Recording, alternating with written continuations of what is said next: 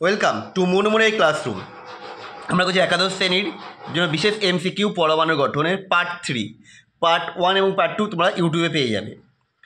রাদারফোর্ডের alpha কণা বিচ্ছুরণ পরীক্ষা থেকে নিচের কোন অনুসিদ্ধান্তটিতে উপনীত হওয়া যায়?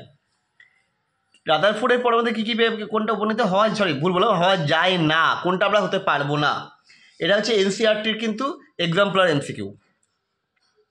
দেখো, পরমাণু স্থান ফাঁকা, এটা জানা যায়। পরমাণুর ব্যাস 10⁻⁻10 মিটার হলে নিউক্লিয়াস ব্যাস 10⁻⁻15 মিটার, এটাও পাওয়া যায়। ইলেকট্রনগুলির নির্দিষ্ট শক্তি বিশিষ্ট বৃত্তাকার কক্ষে ঘূর্ণায়মান, এটা বোর বলেছিল যে নির্দিষ্ট শক্তি স্তরের কথা, এটা রাদারফোর্ড বলেনি, ফলে এটা হবে অপশান সি।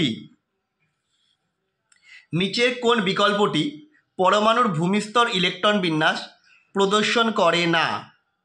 এটা হবে অপশান বি।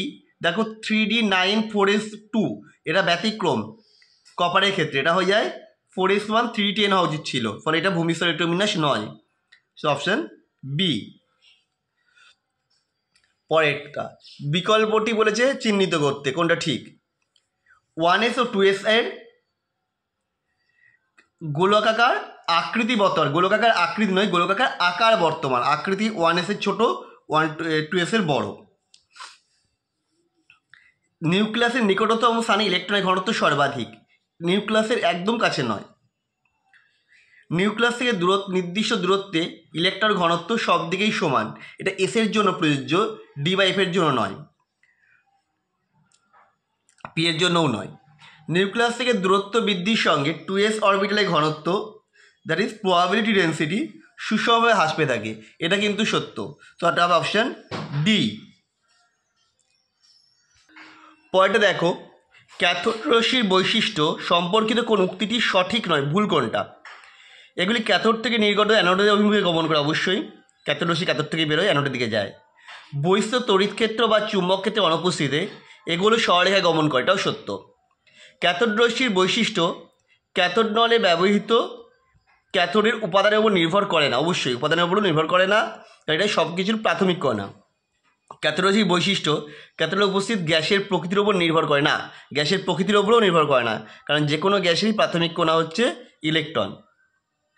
ইলেকট্রন সম্পর্কিত কোন উক্তিটি সঠিক নয়? এটি ঋণাত্মক আধানযুক্ত কণা, সত্য। ইলেকট্রনের ভর নিউটনের ভরের সমান, কখনোই নয়, ইলেকট্রনের ভর খুব কম, নিউটনের ভর সব থেকে বেশি, তারপর প্রোটন, তারপর ইলেকট্রন, ইলেকট্রন ভর এক নগণ্য। থমসন,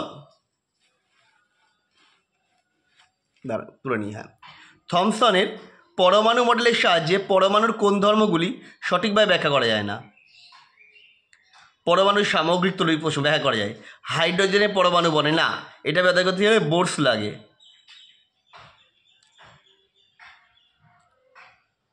আবার পরমাণুর সুস্থিতি, এটাও ব্যাখ্যা করা যায় না।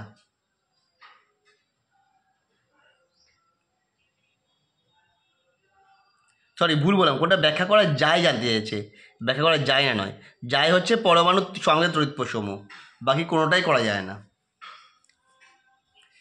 দুটি পরমাণুকে আইসোবার বলা হবে, তাদেরকে আইসোবারের মধ্যে কি জানি, ভর সংখ্যা এক কিন্তু পরমাণু ক্রমাঙ্ক আলাদা,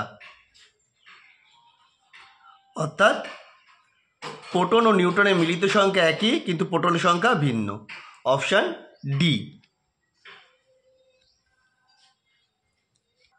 ওটা 3p অরবিটালের রেডিয়াল নোটেশন, তাকে নোটটা আমি দিয়ে দিয়েছি, n-l-1, 3d 3-এর জন্য n এর মান 3, p এর জন্য l এর মান 1 -1, দ্যাট মিনস 1, অপশান ডি।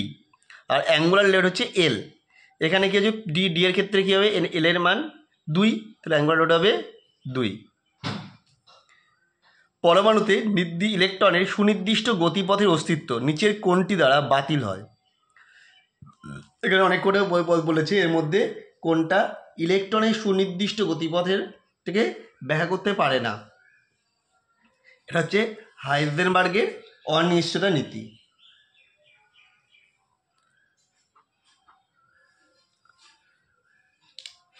তো আমাদের ভিডিও কেমন লাগলো সেটা অবশ্যই কমেন্ট করে জানিও।